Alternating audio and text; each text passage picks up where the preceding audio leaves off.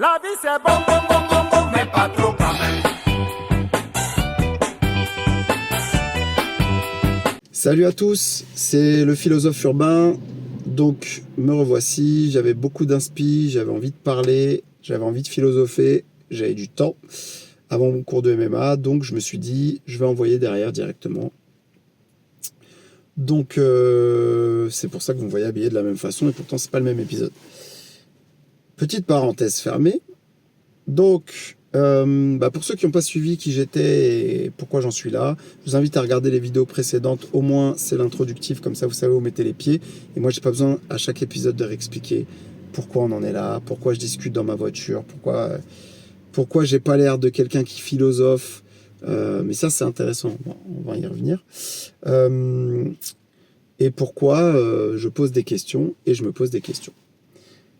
Donc le sujet d'aujourd'hui que je voulais aborder avec normalement un ami à moi, mais il n'est pas dispo et je pense qu'il sera pas dispo.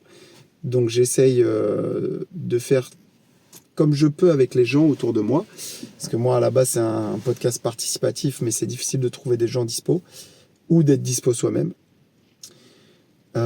Et du coup, je pense que je le réinviterai pour en parler quand il sera disponible et ça donnera lieu à un échange à deux. Mais déjà, si je peux poser les premières pierres à l'édifice, c'est cool. Le podcast va traiter aujourd'hui de l'ambition. Qu'est-ce que l'ambition ? Donc vous avez l'habitude, je prends la définition du CNRTL, donc Centre National des Ressources Littéraires. Et donc je vais vous lire la définition. Il y en a deux. Et ce qui est intéressant avec ces deux définitions, c'est qu'elles correspondent exactement aux deux façons de voir l'ambition, dont une qui, à mon avis, est sous-cotée. Et je vais la défendre. Ce sera une prise de position à la fin. Première définition de l'ambition, celle que tout le monde connaît, celle que tout le monde défend et celle qu'on voit partout sur les réseaux et partout dans le monde entier. Désir de s'élever pour réaliser toutes les possibilités de sa nature. Recherche passionnée de la gloire, du pouvoir et de la réussite sociale. Donc celle-ci, on la connaît par cœur, il n'y a pas de problème. On la voit partout, il n'y a pas de souci. La deuxième, plus concrète, plus réelle, qui normalement aurait dû parler à tout le monde, et tout simplement, aspiration, un désir profond. Voilà. 3 mots. 3 mots pour une façon très modeste de parler de l'ambition. C'est très étonnant. Mais on va commencer par la première. Pour les gens, pour la société en général, quand on parle d'ambition, on parle effectivement de tout ce qui est lié à gagner beaucoup d'argent, être connu, être reconnu,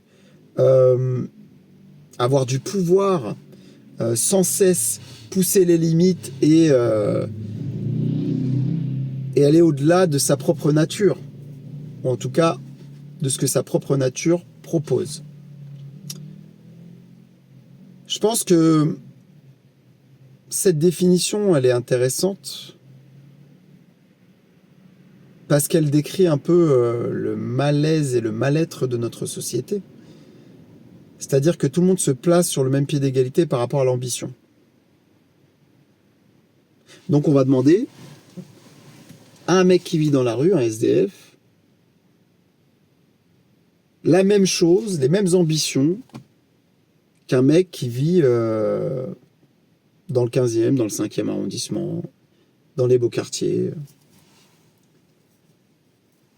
qui est bien logé, bien nourri. Et on va pointer du doigt, évidemment, le SDF comme quelqu'un de pas ambitieux, qui a lâché l'affaire. Je dis le SDF pour prendre 2 extrêmes, pour que ce soit très concret. On va nuancer. On va demander à des élèves de REP+. Donc, si tu es en REP+, c'est que tu n'as pas de moyens à la maison. Tu n'as pas de parents pour t'aider à faire tes devoirs. Ta vie est très compliquée puisque tu habites dans un endroit assez mouvementé, on va dire ça comme ça. On va demander à cet élève-là d'avoir les mêmes résultats les mêmes capacités qu'un élève qui habite dans une maison, qui n'a pas de voisin direct, qui n'a pas 4 frères et sœurs à s'occuper le soir, qui a des parents qui peuvent être à l'écoute et l'aider dans ses devoirs, puisqu'il parle français, et qui sont bons en maths. Voire même avec un peu de chance, le papa est ingénieur, la maman aussi, ou est prof. Donc on va demander à ces 2 élèves d'être ambitieux, d'avoir les mêmes ambitions. Et donc d'avoir beaucoup d'argent, d'être connu, d'être reconnu, d'avoir du pouvoir. Et à ce moment-là, on dira « Bravo, tu as réussi ta vie ». La réalité de ça, une des réalités en tout cas, pas la réalité, parce qu'il n'y a pas une seule réalité. Dixit les podcasts précédents. Une des réalités de ça, c'est que on n'est pas tous égaux par rapport aux ambitions. Et du coup, ce qui me questionne, c'est pourquoi on impose des ambitions, des objectifs qui ne sont pas réalisables pour certains et qui seront réalisables sous certaines conditions. On s'étonne, par exemple, de voir de plus en plus de gamins jouer au foot et être poussés par les parents dans les quartiers populaires à réussir dans le foot, et parce que ce sera le seul endroit possible pour eux pour gagner énormément d'argent, être connus, être reconnus et avoir du pouvoir. C'est pas le seul, c'est un des seuls, j'ai bien dit. Parce que ils vont pas tous être footballeurs, ils vont pas tous être SDF non plus, évidemment, mais il y a d'autres couches de population qui sont touchées par la pauvreté, avant d'être dehors et de ne pas avoir de logement. Donc à partir de ce moment-là, si on demande la même chose, alors qu'on ne part pas du même endroit, déjà celui qui réussit, est-ce qu'il n'est pas plus fort que celui qui réussit en étant déjà très haut? Vraie question. Ensuite, pour revenir un petit peu en arrière, on a de plus en plus d'influenceurs pas très bien éduqués. On sent que certains sont issus de quartiers populaires, auraient pu être placés en famille d'accueil. Certains viennent de foyers, ça se voit. Moi qui suis éducateur, je sens direct, en fait, ce genre d'enfants qui ont eu des problèmes sociaux, des problèmes familiaux, etc., qui deviennent influenceurs parce que c'est leur seul moyen, par rapport aux ambitions qu'on leur demande, d'être connus, reconnus, gagner de l'argent, avoir du pouvoir.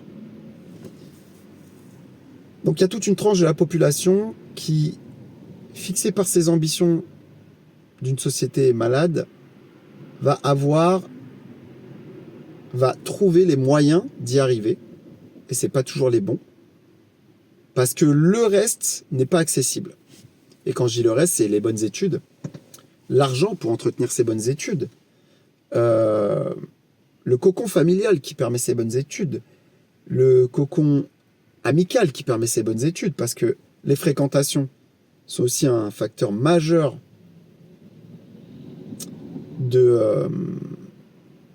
d'éducation. On n'est pas éduqué que par les parents, donc attention. Donc il y a une recrudescence de footballeurs de milieux populaires qui deviennent riches, connus, et c'est tout ce qu'on leur souhaite, vraiment. Et d'influenceurs, et de métiers, qui demandent pas forcément d'avoir eu accès à des grosses études. Est-ce que c'est mauvais, est-ce que c'est bien? C'est pas le souci. Là, on est là pour souligner les choses. L'ambition chez les plus riches, par exemple, on va partir sur la fiction, ce sera par exemple pour un fils d'entrepreneur de reprendre l'entreprise du père, de la développer, de la pousser toujours au top, etc., etc. Ce qui ne veut pas dire qu'il va le faire forcément. Ce qui ne veut pas dire même qu'il en aura envie. Puisque pareil, on lui impose une ambition que lui n'a pas choisie. Et cette ambition, elle est encore moins palpable pour lui, puisqu'il vit déjà dans quelque chose de confortable. Donc dans la notion d'ambition, il y a aussi l'inconfort. Il y a un endroit où on a besoin de prouver des choses. Mais quand tu es déjà riche, blindé, est-ce que tu as besoin de montrer que tu es encore plus riche? Bah, c'est une vraie question. Quand tu es né dedans, non. Quand tu es né sans, oui. On peut difficilement se satisfaire de ce qu'on a déjà si on a été pauvre et qu'on devient riche. Bref. Mais ceux qui sont déjà nés dedans, je pense qu'ils vont avoir du mal à se motiver. Parce que l'ambition n'est pas la même. L'ambition n'est pas motivée par quelque chose. Ceci dit, si par exemple l'ambition est motivée par le pouvoir et le fait d'être reconnu, quelqu'un qui vit aisément aura quand même l'ambition d'être connu et reconnu, mais ce ne sera plus pour les mêmes raisons. Ce sera plus simple pour lui de réussir, évidemment. Et je reprends l'exemple des influenceurs parce que ça va vous parler. Vous voyez beaucoup d'influenceurs, influenceuses montrer leur beauté, leur richesse. Ils sont toujours en vacances. Ils sont en petite tenue, muscles saillants, que ce soit femme, homme, beauté à couper le souffle. Voiture de luxe, etc. Montres de luxe, bijoux de luxe. Et donc, ces personnes-là, avant même d'avoir été connues, ont eu un train de vie qui leur a permis de montrer tout ça sur les réseaux. Et plus ils le montraient, plus ils étaient connus, puisque tout le monde ambitionne d'être comme eux. Donc c'était des sources de motivation. Sauf que ce qu'ils ont oublié de dire aux autres, c'est qu'eux, ils se font de l'argent grâce au fait d'avoir déjà de l'argent. Donc ils deviennent influenceurs pour des marques qui payent des gens qui ont déjà les moyens d'avoir ces marques-là. Donc c'est un cercle dont on n'aura pas accès, nous. Donc c'est toujours plus facile pour ces personnes-là de partir d'où elles sont, pour être connues, même si tu es influenceur, que pour des gens qui sont issus des quartiers populaires pour devenir influenceurs. Ça va être beaucoup plus long, beaucoup plus fastidieux, beaucoup plus difficile. Et en fait, ça reproduit le même schéma que dans notre société. C'est pour ça que l'ambition, c'est un piège. Donc maintenant, on va partir sur la deuxième définition de l'ambition. Un désir profond. Ça, déjà, ça me parle plus. Un désir profond.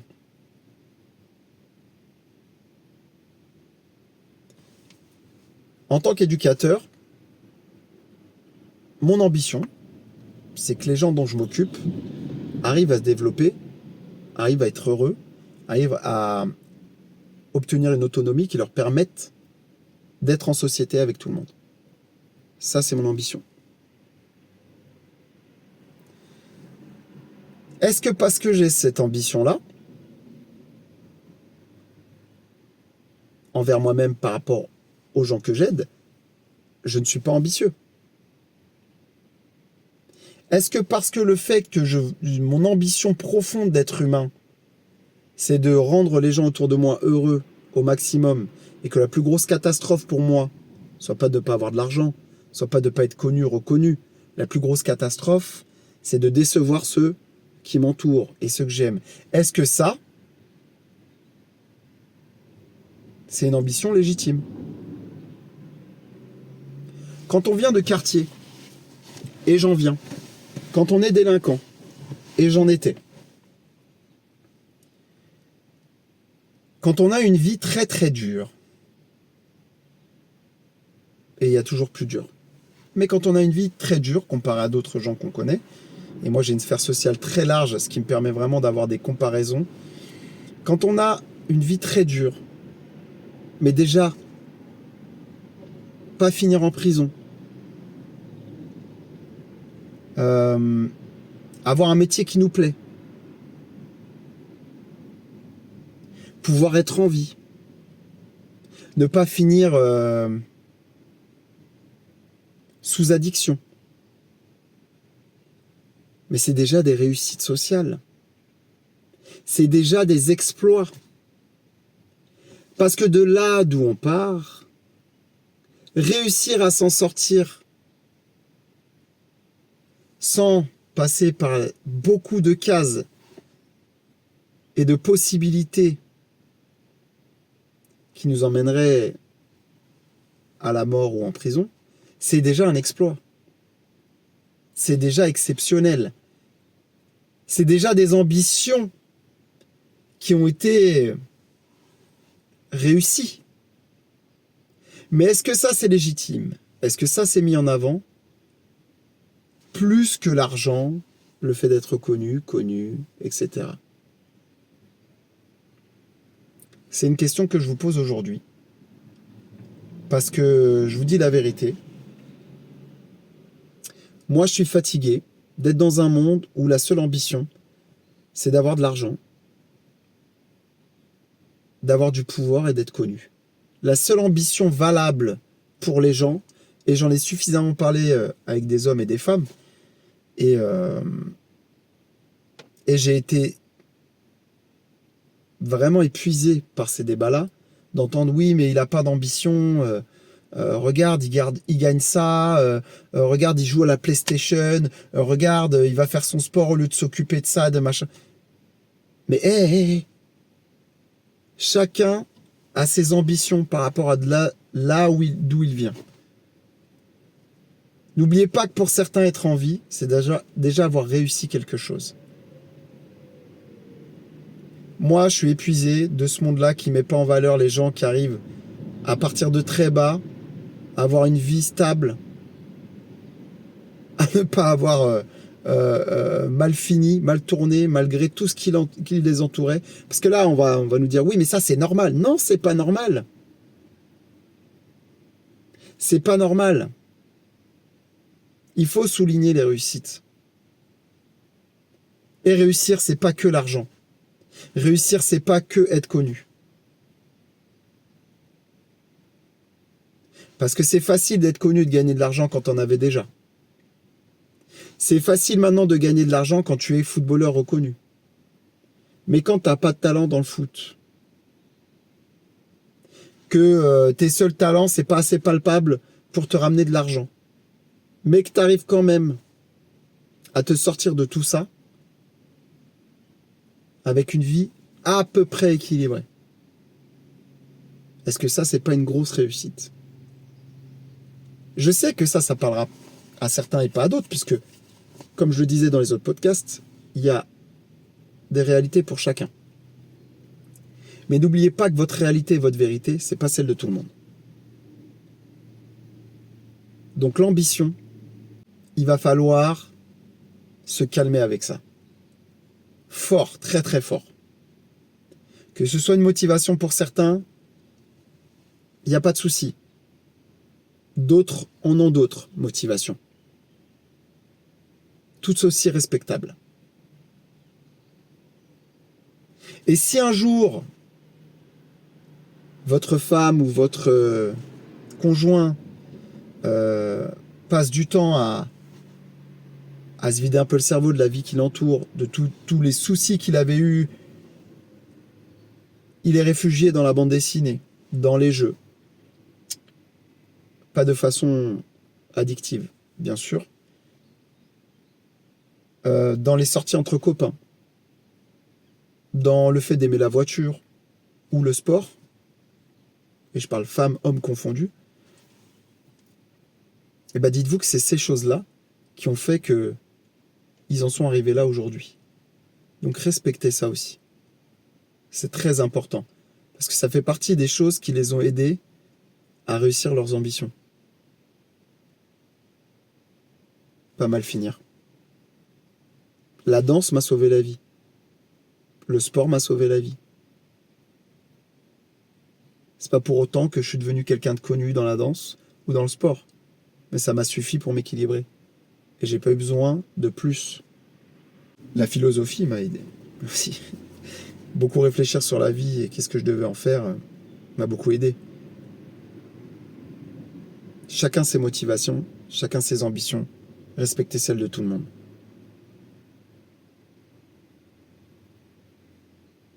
Et n'hésitez pas à féliciter les gens, que vous les connaissiez ou pas, quand ils ont réussi quelque chose. Parce que vous ne savez pas d'où ils partent. Et même si pour vous c'est petit, pour eux peut-être que c'est énorme. Je travaille dans le handicap. On n'est pas tous égaux face à nos capacités cognitives. Et quand un des petits dont je m'occupe arrive à faire un rond avec sa main, pour moi c'est simple, mais pour lui c'est énorme. Donc je le félicite. N'oubliez pas ça. On part pas du même endroit. C'était tout pour moi, un épisode important où je prends position. Mais encore une fois, ce n'est que ma vérité. J'attends la vôtre.